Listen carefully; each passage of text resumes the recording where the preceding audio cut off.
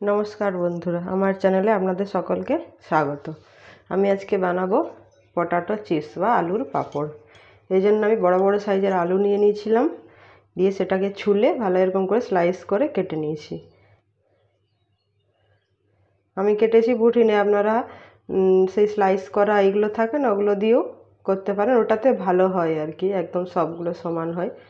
আর আমারটা একটু একটু একটু ইয়ে হয়ে গেছে, কয়েকটা একটু মোটা পাতলা হয়ে গেছে, তো যাই হোক এটা কোনো ব্যাপার নয়, খেতে একই হবে, স্বাদ একই আসবে। এবার এগুলো আমি ভালো করে জলে ধুয়ে নেব।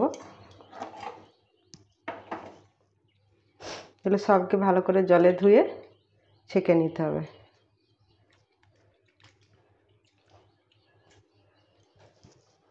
তো এগুলো আমি ধুয়ে নিচ্ছি। যে দুবার তিনবার জল দিয়ে ভালো করে ধুয়ে নিয়েছি যাতে আলুর কষটা না থাকে। আলুর কষটা থাকলে পরবর্তীকালে কালো হয়ে যাবে, সেজন্য আমি অনেকবার ধরে জল দিয়ে ধুয়ে নিয়েছি।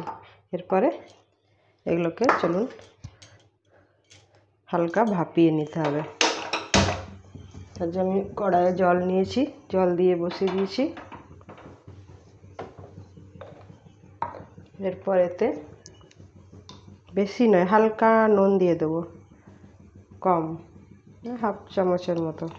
বেশি নুন দিলে আবার ওটা মানে খড়ম মুচমুচেটা থাকে না, নেতে নেতে ভাব এসে যায়।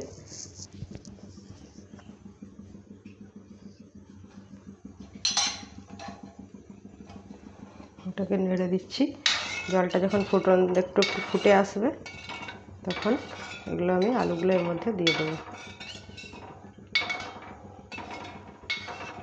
আলুর পাঁপড় ভালোবাসে না এমন তো কেউ নেই, আবার বিশেষ করে বাচ্চারা, তারা তো বাইরে থেকে দাম দিয়ে পয়সা দিয়ে খারাপ জিনিসটা কিনে খায়, পচা আলু এই দেওয়া থাকে। তো যদি বাড়িতে এইভাবে বানিয়ে দেন তাহলে ওরা হেলদি খাবারটা খেলো এবং খেতে খুবই ভালো লাগে।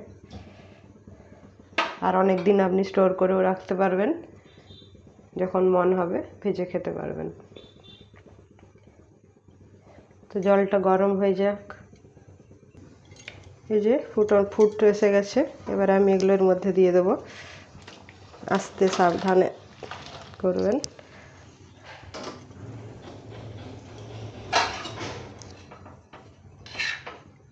এবার এগুলো একটু রেখে নিতে হবে, একটু ফুটে গেলে, মানে হাফ যাতে বয়েল হয়ে যায় আর কি, পুরো নয়,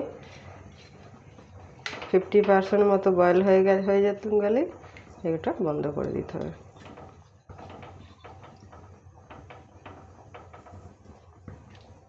আর আলুটা যতটা পাতলা পারবেন কাটতে ততটাই পাতলা করা ভালো।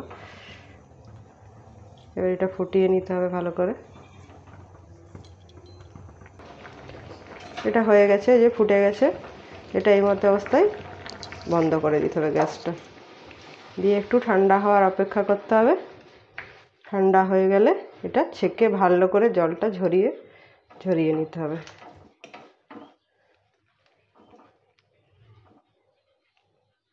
এটা একটু ঠান্ডা হোক, তারপর আমি ছেঁকে দেখাচ্ছি। এই আলুটাকে ছেঁকে নিয়েছি ভালো করে, এটা জলটা ঝরে যাক, পুরো একদম শুকনো শুকনো হয়ে যেতে হবে, মানে জল থাকা যাবে না। তারপর আমি ছাদে গিয়ে একটা কাপড় পেতে এগুলো সব শুকনো করতে দিয়ে দেবো। আপনারা চাইলে প্লাস্টিকেও দিতে পারেন, আবার একটা পরিষ্কার কাঁচা কাপড়েও দেওয়া যেতে পারে। তো একটু ঠান্ডা হয়ে যাক, তারপর চলুন আমি ছাদে এগুলো রোদে দেবো, কীভাবে দেখবেন।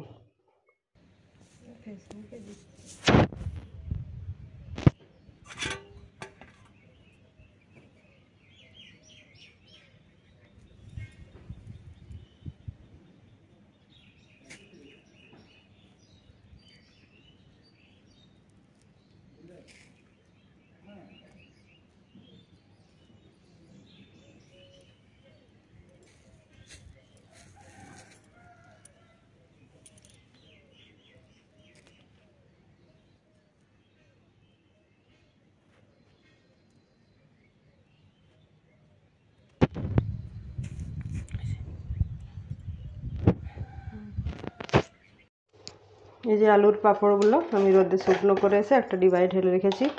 এই দেখো কত সুন্দর হয়েছে, দেখুন কি সুন্দর হয়েছে, একদম যেরকম কিনতে পাওয়া যায় সেরকমই। খুব সুন্দর হয়েছে। আমি এগুলো ভেজে দেখাচ্ছি। দোকানে এরকম থাকে না রাখা কৌটোতে, কি সুন্দর দেখতে লাগছে। এইভাবে কৌটোতে ভরে রাখলে ভালো, ভেঙে টেঙে যায় না, নইলে খুবই তো খড়খড়ে হয়, ভেঙে যায়। ঠিক আছে, আমি এগুলো এবারে ভেজে দেখাচ্ছি। কড়াই নিয়ে নিলাম, এটাতে আমার তেল আছেই, আমি এটাতে ভাজাভাজি করি।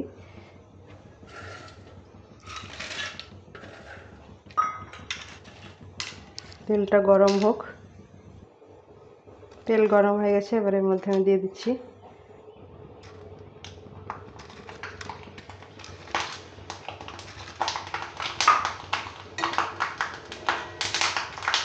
এগুলো। আবার একটু ফুটে, বেশি ফটফাট ফুটে, দেখে করবেন, সাবধানে। দেখুন কি সুন্দর হয়ে গেছে, একদম বড় বড়। তুলে নেব।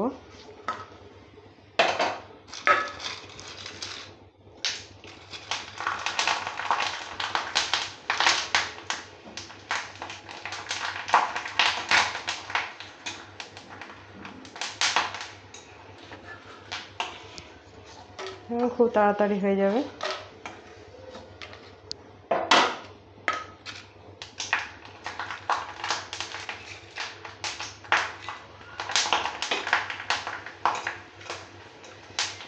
এটা খেতে ভীষণই ভালো লাগে, আর ভাজাতে 2 মিনিটের মধ্যে ভাজা হয়ে যাবে। কেউ বাড়িতে গেস্ট এলেও ভেজে দিতে পারবেন সঙ্গে সঙ্গে, ওর বাচ্চারা বায়না করলেও দেওয়া যাবে। একটু সাবধানে করবেন দূরের থেকে, এগুলো এরকমই হয়।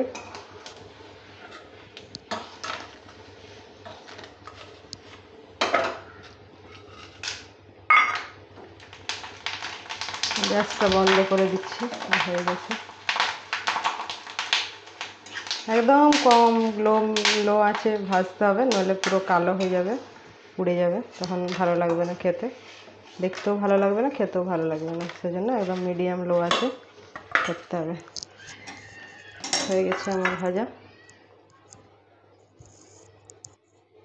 হয়ে গেছে। দেখুন কি সুন্দর হয়েছে, একদম গোল গোল খাস্তা। এই দেখুন মুচমুচে। আর এর ওপর থেকে চাইলে একটু গোলমরিচের গুঁড়ো বা লাল লঙ্কার গুঁড়ো আর একটু বিট লবণ ছড়িয়ে খেলে আরও বেশি টেস্ট হয়।